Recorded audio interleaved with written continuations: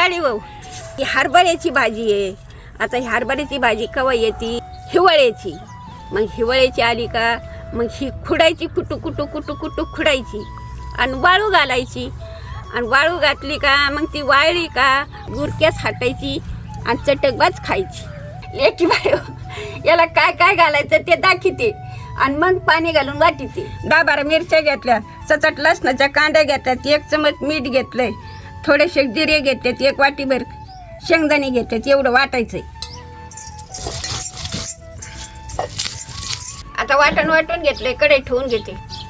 आता कढई तापली, थोडंसं तेल सोडून घेते. 10-12 कांड्या लसणाच्या आहेत, आता आपण फोडणीला टाकून घेऊ. 1 चमच जिरे ते टाकून घेऊ. थोडीशी मोहरी ही पण टाकून घेऊ.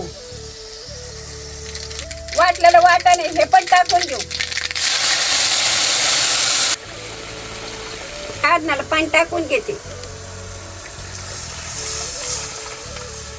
आपल्या घरात 4च माणसं येते, त्या धुताना मी 1.5 कांदे आधार टाकते. तुमचे जास्त असते तर तुम्ही जास्त टाकी दादा.